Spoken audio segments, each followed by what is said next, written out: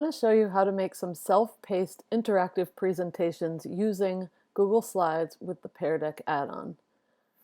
First of all, you should have the Peardeck add-on already as it's been added by our district admin.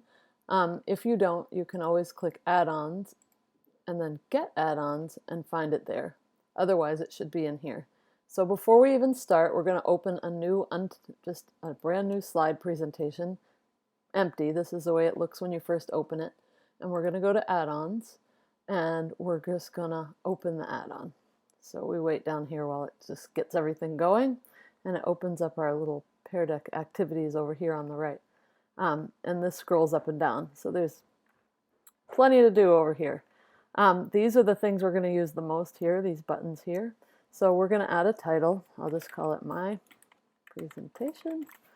And you can add pictures and text, whatever you usually do on your slides is fine. And there. And then we're going to add a new slide. Okay, so we're going to try most of these just to see how they work. So I'm going to say, what is your favorite season? Whoops. Okay, so I'm asking a question. I'm going to delete this. You can put a picture in or customize your slide however you like. But we're going to add a choice slide. So I clicked over here on choice, and then I'll enter the choices. Spring, summer, winter, and we'll add one more for fall. Okay. So when you click on this slide, you may get, let me see if I can, you may get a different, mine just updated, but I use it all the time. And when you use it for the first time, you may get, let me pull it up here. You may get a screen in between, and I'm going to show you what it looks like just so it's not confusing if it shows up. Bear with me here. Okay. Okay, it may look like this. So it's just to stop you and say, oh, this is what it's going to look like on the student device. Do you want to update the slide? And just click Update Slide.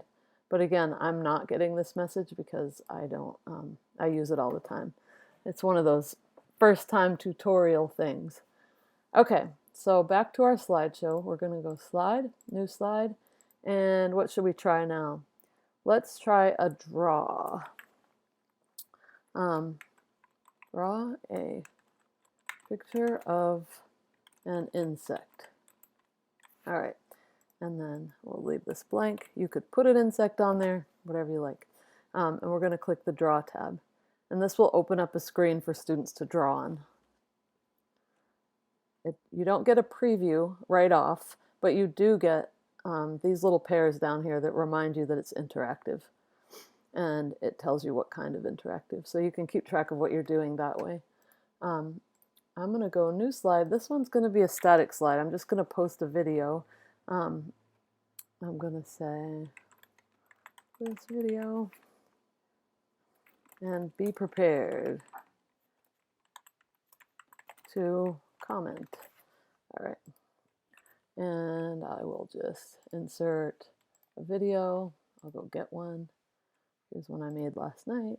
Copy. Put it in here. Search. There it is. Whoops. All right, so let's just say we put a movie in here because that's not part of our deal anyway. So we'll put a movie in there, and what it will do is it'll just present the slide, and kids will be able to push the button and watch the movie. Apparently there's a problem with my particular movie. It could be because of my screen recording. Sometimes when the screen recording's running, I can't paste, but that's the process anyway. Insert video and then paste in the YouTube. Okay, so now they've watched the video. We're going to add another slide, and we're going to say, what was something that surprised you about this video? Okay. And then we're going to add a text field. So students will be able to type in some text.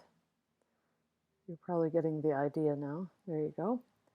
And students write your response. I'll insert one more slide.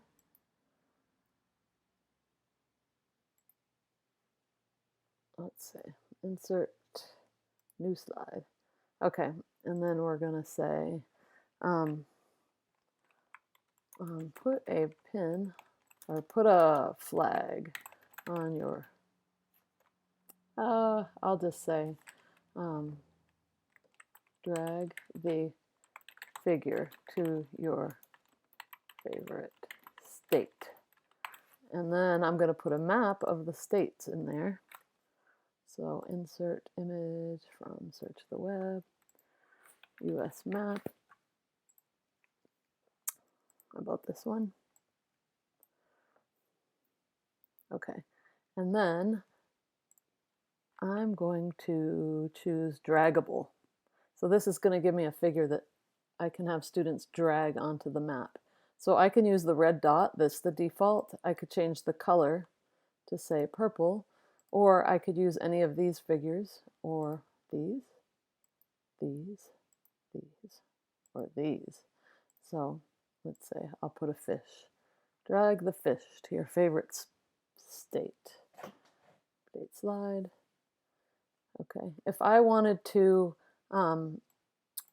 use this slide, say my least favorite or something like that, I can click the slide and duplicate it, and it will keep all of its settings. So I don't have to add an interactivity to each slide. I can duplicate it and then just change the text a little bit. So if you have similar slides, that could be a big time saver, is just to go over here and duplicate your slide, because it'll keep all this formatting.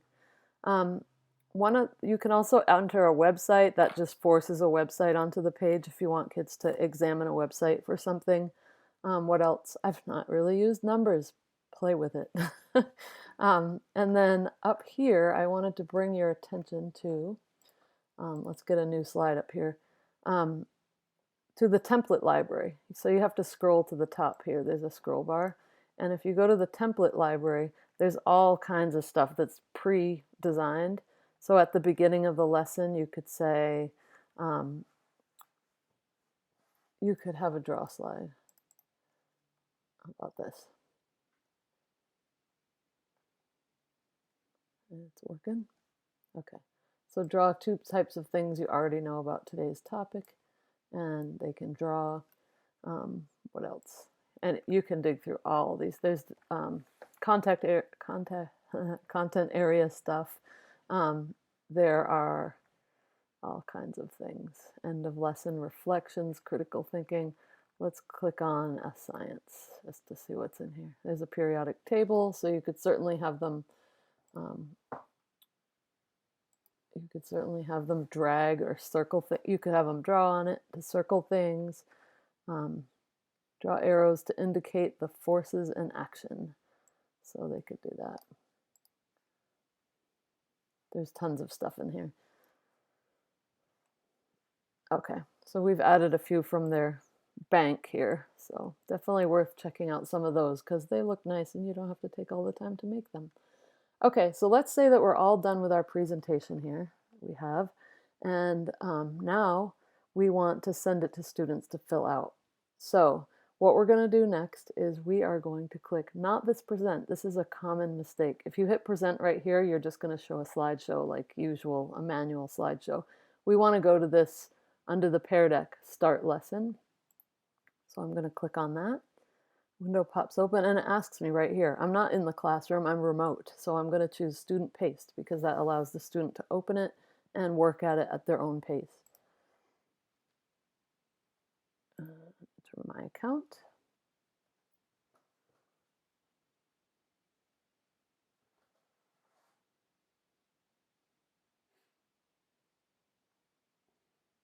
Alrighty, so it's just telling you that we're at the teacher dashboard. This is more useful if you're in the classroom because you can wait for students to log in to keep going. At any rate, click Got It. And on this screen, this gives you your link. So if you're going to post it to several classrooms or send it in an email, you can just click here and copy the link. Or you can hit Share to Classroom and actually select your class, which I can also show you here. You can choose your class. Oh, I'm in the wrong.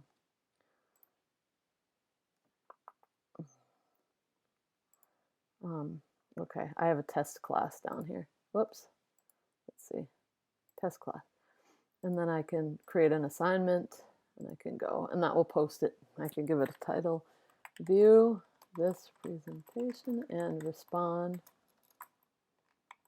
to the questions. Remember your digital etiquette. Okay, and then I can assign it. I would normally fill in all that, but not today. Okay, so now we've posted it to our Google Classroom. I also have copied the link in my clipboard. So that's all you have to do for that. You've posted it, you can walk away, but there's two more pieces. There's the piece that the student sees when they click the link, so we'll walk through that. And then I'll show you what the back end looks like after the students do fill in their part. So I'm going to open a new tab and pretend that I clicked the link from Google Classroom, but I'm just going to paste it in here for quickness of the video here. So it's going to load up the way that students will see it. So they always see this. I'm going to say, oh, I'm feeling great today. And here it is. I have to move my picture. Okay. And so this is what they see on the iPad, minus the tabs, of course. And I'm going to click next. Okay, what's my favorite season? I'm just going to fill this out quickly as a student would. Okay, draw 2 things you already know about today's topic. So I have a bunch of tools over here, and I can draw, I can type text, erase, put a line. This changes the size of my pencil or the size of my text, so I can do that. So I'll just draw black flowers just to draw something. 2 things I already know about today's topic, and maybe a pig. I know I'm a great drawer. Okay. Some legs on here, because this is important stuff, and a tail. All right. Next slide. We're going to, I got a couple blanks in there. Draw arrows to indicate the forces in action. This was a late one. I'm just going to draw. I can change color just to show you how it works, because I'm not thinking about forces in action right now. All right, next one, draw a picture of an insect. So we're already drawing, we get this.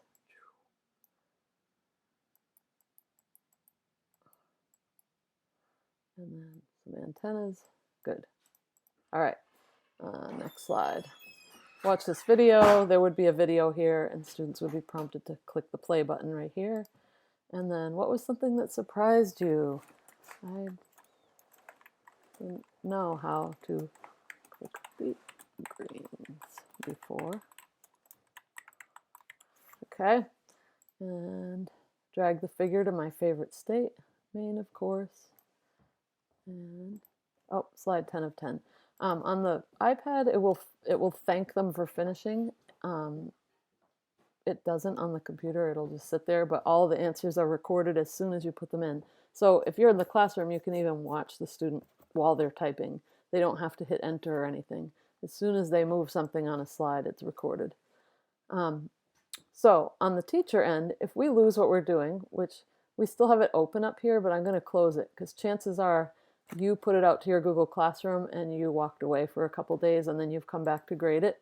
So we're going to log back in and go to peardeck.com.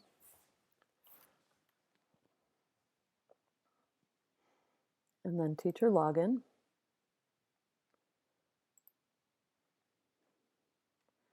And it logged me in. And it should log you in too because we just were there. And then you go here to sessions and you'll be able to see all your sessions. I just made this one. This is the one I made here in front of you. But these are ones that I've done in the past. So what you want to do first is end the session. And you can see that you can reopen it later. So if you need to reopen it, you can. But if you end it, then you get these other options.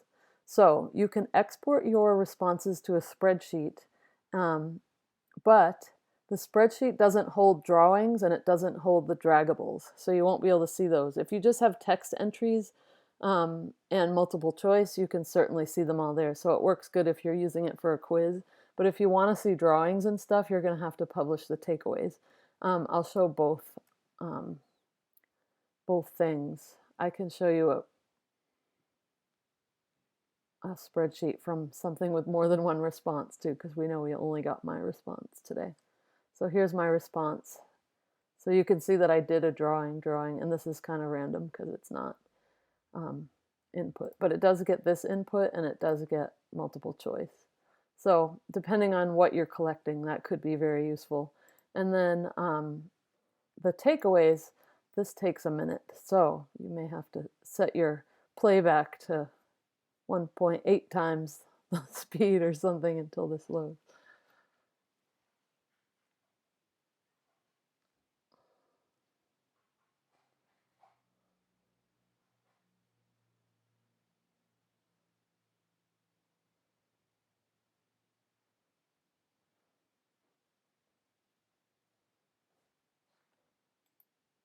Okay, so then we get ready to publish takeaways. So when I click this, what it does is it puts, just like Google Classroom automatically creates a folder in your Google Drive called Classroom, Peardeck does the same thing. So when we go into our Google Drive, there'll be a folder called Peardeck, and that's where all of our takeaways get published to. But there's a link to it right here. When you share it to Classroom, they go back to the students. But let's see.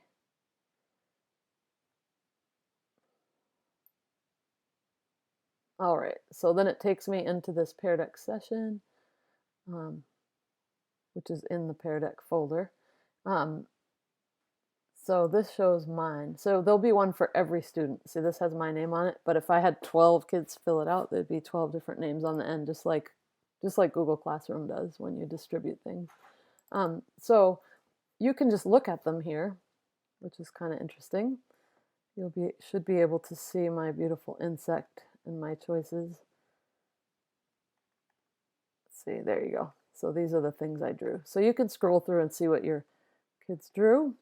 The other thing you can do is comment on it. You can say, you know, great job, remember etiquette, whatever you want to put on there. And then you can actually comment on each slide too. You can ask questions and submit it, and then you can share it back to the student. So that's kind of handy too. I've never given them feedback on here, but now that we're distance learning, it's something I may use that I haven't before. And I think that's pretty much it. So again, just to review, you go to your presentations, you open the Peardeck add-on, and then build your slideshow as usual, and use your Peardeck library over here to make the slides interactive. And then when you're all done, start lesson, and then you post it to your Google Classroom or copy the link. And then you can manage everything else from peardeck.com. When they're all done, you can come in here and finish the activity or reopen it and things like that. Export the data. So any questions, certainly let me know. I'd be glad to help.